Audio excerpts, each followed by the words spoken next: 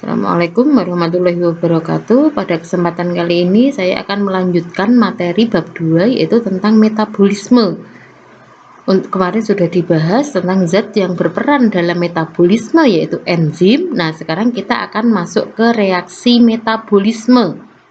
Untuk metabolisme sendiri ini berarti semua reaksi kimia yang ada di dalam tubuh makhluk hidup. Untuk reaksi kimia yang ada di dalam tubuh makhluk hidup dibagi menjadi dua. Yang pertama katabolisme, yang kedua anabolisme. Nah, sekarang kita ke katabolisme dulu. Pada katabolisme itu terjadi proses pemecahan senyawa kompleks menjadi senyawa sederhana. Di sini ada kata pemecahan. Namanya memecah itu dari ukuran besar menjadi ukuran kecil. Contoh reaksi katabolisme yang ada di dalam tubuh yaitu respirasi atau pernafasan. Untuk respirasi sendiri dibagi menjadi dua, yaitu respirasi aerob dan respirasi anaerob. Sedangkan untuk anabolisme itu lawan dari katabolisme. Kalau katabolisme tadi dipecah berarti dari besar menjadi kecil, sedangkan kalau anabolisme itu dari kecil menjadi besar, terjadi proses penyusunan senyawa kompleks dari zat sederhana. Contohnya pada peristiwa fotosintesis. Sekarang kita ke katabolisme dulu. Di sini kalau kita lihat ini terjadi pemecahan dari senyawa kompleks menjadi senyawa sederhana. Itu prosesnya pada peristiwa respirasi atau pernafasan. Untuk respirasi sendiri dibagi menjadi dua, yaitu respirasi aerob dan respirasi anaerob.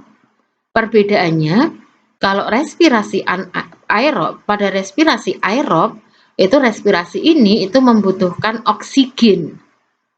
Sedangkan kalau yang anaerob, ada kata an itu tidak, berarti tidak membutuhkan oksigen.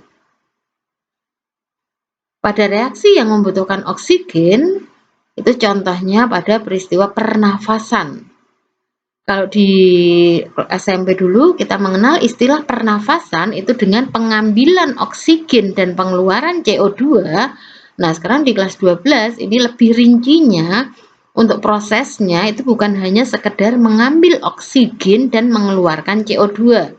Tapi ada proses yang lebih lengkap, yaitu ada reaksi antara glukosa dan oksigen akan membentuk CO2 plus H2O plus 36 ATP. Ini namanya substrat, ini namanya produk.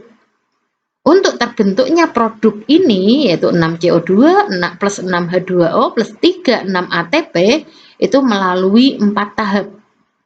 Tahap yang pertama yaitu glikolisis, tahap yang kedua itu dekarboksilasi oksidatif, tahap yang ketiga itu siklus Krebs, tahap yang keempat sistem transport elektron. Sedangkan untuk respirasi anaerob itu prosesnya contoh pada peristiwa fermentasi, proses pembuatan tape tanpa menggunakan oksigen. Selain itu juga fermentasi asam laktat. Nah, kita akan membahas dulu yang respirasi aerob. Pada respirasi aerob itu diawali dari peristiwa glikolisis. Ada kata lisis, lisis itu pecah. Di sini terjadi pemecahan glukosa, ini namanya glukosa. Glukosa akan dipecah pada tahap respirasi yang pertama. Ini tahap lebih lengkapnya. Untuk pemecahan glukosa itu nanti akan terbentuk 2 asam pirufat ditambah 2 ATP ditambah 2 NADH. Ketika proses ini itu ada tahap yang memerlukan energi, ada tahap menghasilkan energi. Ya, hasil akhirnya nanti ini. Tempat terjadinya glikolisis itu di sitoplasma, di cairan. Ya. Kemudian dari glikolisis masuk tahap yang kedua itu dekarboksilasi oksidatif. Nah, dari glikolisis ini tadi akan terbentuk 2 asam pirufat. Nah, 2 asam pirufat ini nanti yang akan masuk tahap yang kedua, yaitu dekarboksilasi oksidatif. Dari 2 asam pirufat nanti akan terbentuk 2 asetil-CoA ditambah 2 CO2 ditambah 2 NADH. Ini prosesnya. Kalau ini 2 asam pirufat, berarti asetil-CoA-nya juga 2, CO2-nya juga 2, NADH-nya juga 2. Ini tempatnya itu sudah di mitokondria. Kita ingat materi kelas 11 tentang sel, respirasi makhluk hidup itu tempatnya di organel namanya mitokondria. Nah, kemudian dari hasil dekarboksilasi oksidatif yaitu berupa 2 asetil-CoA ini akan masuk ke tahap berikutnya, yaitu siklus Krebs atau daur Krebs. Daur Krebs itu sering disebut juga dengan daur asam sitrat, karena dalam prosesnya ini akan terbentuk asam sitrat. 2 asetil-CoA tadi dari hasil dekarboksilasi oksidatif akan bereaksi dengan asam oksaloasetat, itu akan membentuk asam sitrat. Kemudian dari asam sitrat akan berubah menjadi asam alfa ketoglutarat, kemudian akan berubah menjadi asam suksinat, akan berubah lagi menjadi asam malat, kemudian akan kembali lagi membentuk asam oksaloasetat. Ini ringkasnya, rangkumannya. Pada daur Krebs, dari 2 asetil-CoA akan terbentuk 4 CO2 ditambah 2 ATP ditambah 6 NADH ditambah 2 FADH. Untuk tempatnya ini di matrik mitokondria. Kemudian tahap yang terakhir dari respirasi aerob itu transport elektron. Ini tempatnya di membran dalam mitokondria. Pada transport elektron itu terjadi pemecahan NADH dan FADH dari reaksi sebelumnya. Nah, kita lihat reaksi sebelumnya. Kita awali dari glikolisis. Di glikolisis ini dihasilkan 2 NADH. Kemudian di dekarboksilasi oksidatif ini dihasilkan 2 NADH. Ini totalnya sudah 4 NADH. Kemudian di daur Krebs ini ada 6 NADH.